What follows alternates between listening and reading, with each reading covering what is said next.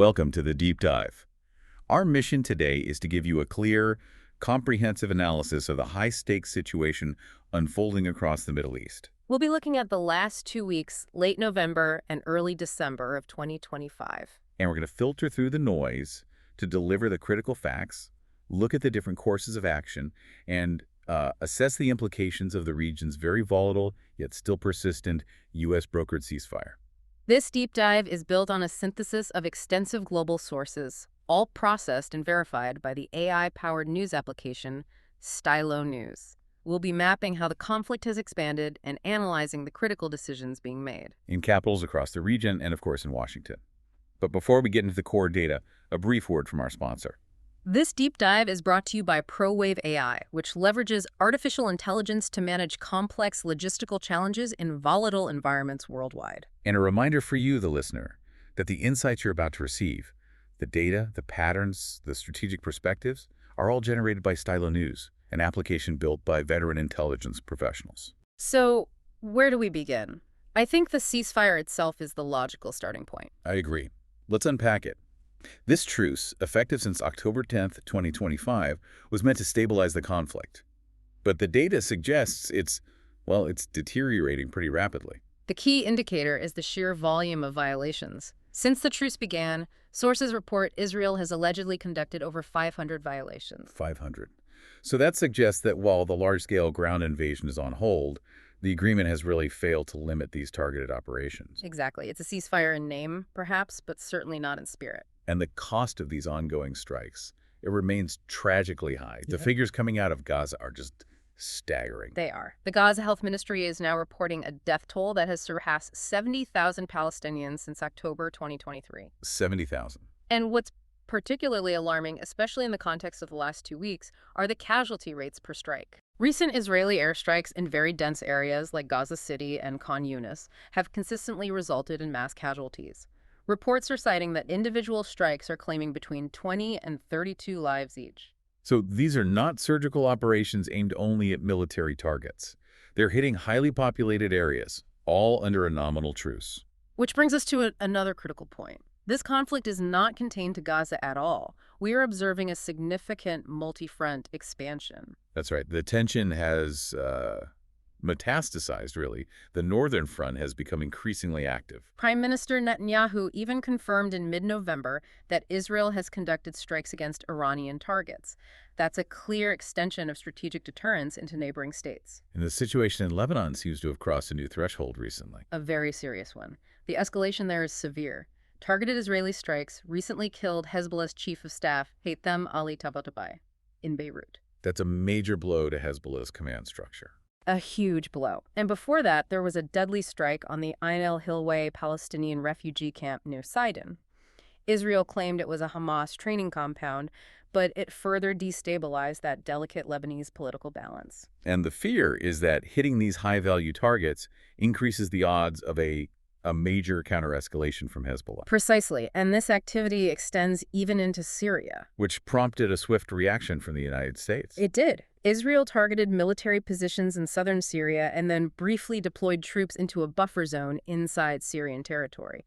The U.S. administration immediately issued a warning to Israel, urging them to maintain regional stability. Yes. The U.S. objective is clearly to prevent the Gaza conflict from spiraling into a wider, uncontrollable regional war. Okay, so that sets the stage for the key decision makers. If we look first at the Israeli government, led by Prime Minister Benjamin Netanyahu, their course of action seems driven by a few simultaneous goals. Their perspective is consistently focused on comprehensive security. The primary goal is and remains the dismantling of Hamas. And securing all fronts, right? Gaza, Lebanon, and deterring Iran. Exactly. So their course of action is continued military readiness, targeted strikes, and a non-negotiable linkage. The hostage linkage. Yes. Any full peace commitment is contingent upon the safe and unconditional return of all Israeli hostages and remains. That linkage is their primary diplomatic leverage point.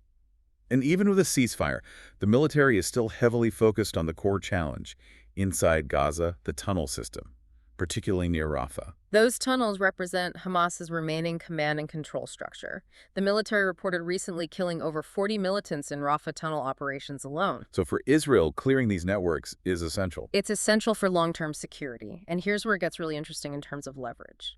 This pressure has forced an admission from Hamas. Right. The counterposition from Hamas is complex, especially with those trapped fighters.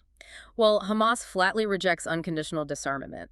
They see their military capability as essential for political control. They've even publicly declared the ceasefire expired due to Israeli violations. Which is their signal that they could resume full hostilities at any moment. At any moment. But the key internal tension is in those Rafah tunnels. Hamas publicly admitted that dozens of their fighters are trapped and are now calling on international mediators for safe passage out. Demanding safe passage for their fighters. That sounds like a major compromise. How does that change their negotiating position? It shifts their priority from absolute military resistance to internal political survival in that sector. It turns the tunnels from a military threat into a desperate pressure point. If they can't secure their own fighters' exit, it really damages their claim to leadership. And this whole situation directly complicates things for the Palestinian Authority, which is supposed to eventually assume control. It does. The PA is facing a profound dilemma. They are actively refusing to integrate these newly emerged anti-Hamas militias, groups led by figures like Hassam al-Astal and Yasser Abu Shabab. And why is that? Why refuse to integrate anti-Hamas forces? Because the PA views these groups, some reportedly supported by Israel and the U.S., as undermining Palestinian sovereignty. So if the PA accepts them, it's seen as an admission of foreign-imposed governance, which would damage their already fragile domestic legitimacy. Exactly. To govern effectively, the PA needs to project indigenous Palestinian control. Integrating militias seen as proxies would cement their image as a collaborative authority, not a sovereign one. And this whole web of competing interests is what the U.S. mediators are trying to solve with the diplomatic framework known as the Trump Plan. Right. The U.S. is focused on enforcing the ceasefire and achieving Hamas disarmament through that 20-point peace plan, which the UN Security Council has endorsed. And their course of action is built around establishing these, frankly, unprecedented international structures. Structures like the Civil Military Coordination Center, the CMCC. Yes. The CMCC, set up near Gaza, is remarkable for its scale. It involves 50 different countries and international organizations, all tasked with overseeing the truce and coordinating massive aid delivery. And beyond that, the U.S. is pushing hard for the deployment of an international stabilization force, the ISF, into Gaza. A push that gained significant momentum when Indonesia expressed readiness to contribute a substantial contingent. 20,000 peacekeepers. But the successful transition to Phase 2 of this plan seems to be where the negotiations are currently stuck. What is so contentious about Phase 2? Phase 2 focuses on two key things: comprehensive disarmament of all militant groups and establishing a transitional governance structure for Gaza. And disarmament is the core sticking point with Hamas. It is, but the governance part is where the PA's dilemma comes in.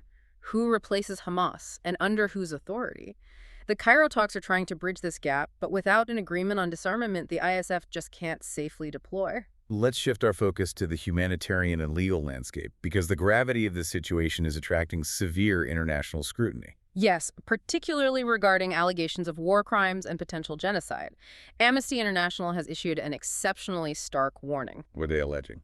They're alleging that Israel's actions, including the ongoing airstrikes and aid restrictions, constitute ongoing genocide. That's a very strong legal claim. A very strong claim, based on the staggering civilian deaths toll over 70,000, and the increasing reports of deaths from starvation and lack of medical access. The use of that specific term, genocide, it really changes the diplomatic atmosphere. And these humanitarian challenges are being made worse by allegations about the aid logistics themselves. This raises a really important question about international protocols. Internal UN memos and analysis by a French historian have alleged Israeli complicity in looting attacks on humanitarian aid convoys inside Gaza. If that's true, it complicates everything for the 50 nations in the CMCC trying to get aid to people who desperately need it. It creates a crisis of trust. It does. And turning to the geopolitical chessboard, the U.S.-led peace framework, even with UN endorsement, is fundamentally fractured by the actions of key global players. You can see that fracture in the voting record, can't you? Clearly. While the resolution passed, both Russia and China abstained. Their reason was a stated lack of clarity in the plan regarding Palestinian statehood. And that abstention is strategically important. Very. It means the peace plan has a UN mandate, but the world's two largest strategic adversaries have kept the diplomatic leverage to criticize or undermine the process later without having to use a veto. And then you have the profound impact of the Turkey factor.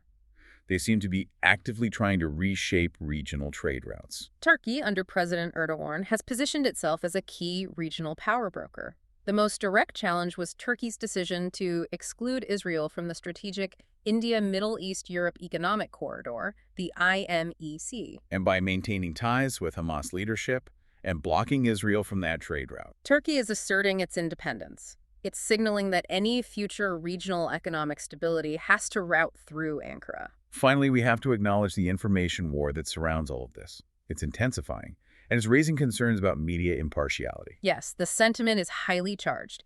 Media watchdogs have criticized certain influential UK media outlets, specifically citing the BBC, for what they allege is disproportionately critical coverage of Israel. And the concern there is that this perceived imbalance could risk fueling anti-Semitism. That's the concern being raised. It really highlights how information bias, or even just the perception of it, is now an essential element of the geopolitical conflict itself. So, for you, our listener, trying to keep a clear understanding of what comes next, what are the most critical developments to watch for in the coming weeks? First, monitor the diplomatic momentum. The ongoing mediation in Cairo with Egypt, Qatar, and the U.S. is trying to move from this ceasefire to the very complex phase 2 of the peace plan. Right, the part focused on disarmament and governance. Exactly. That transition needs a major diplomatic breakthrough. And second, the physical deployment of those international forces. It's moving from concept to reality. Yes, watch for the scheduled deployment of the International Stabilization Force, the ISF. Logistical agreements are still hurdles, but Indonesia's willingness to commit 20,000 troops, that signals strong international intent. The arrival of the ISF would fundamentally change the security dynamic on the ground. We also have a major high-level meeting coming up. Correct. The upcoming visit of Prime Minister Netanyahu to the White House to meet with President Trump is critical. The discussions will center on how the U.S. intends to manage these pressure points, like the Rafah tunnels, while addressing Israeli security concerns. And finally, the ultimate near-term trigger for renewed fighting still seems to be that situation in Rafah. That is the most immediate pressure cooker. The fate of those dozens of Hamas fighters trapped in the tunnels is a flashpoint. Their demand for safe passage and Israel's ongoing operations there create a situation where one miscalculation could trigger a widespread resumption of conflict. A paramount watch point for all international mediators.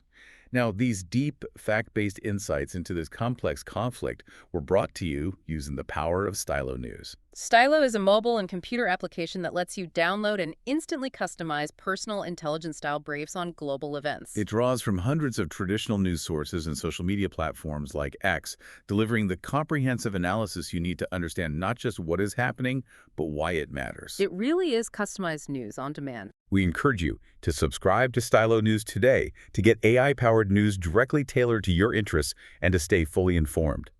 You can start your free trial and customize your own intelligence dashboard by visiting our website, www.stylonews.com. So we began this deep dive discussing this unprecedented international effort to stabilize Gaza. We did. And I'll leave you with this final thought to consider. The deployment of these international stabilization forces and the U.S.-led coordination center create an unprecedented multinational security structure in Gaza. Will this multinational oversight succeed in stabilizing the conflict? Or does the fundamental rejection of disarmament by Hamas and the PA's refusal to recognize local militias mean this new governance model is destined to become the region's next major flashpoint? Thank you for joining us for the deep dive. Please feel free to request a topic for a future deep dive, and be sure to follow Stylo News on your favorite social media. We'll continue to track global intelligence for you. Good day.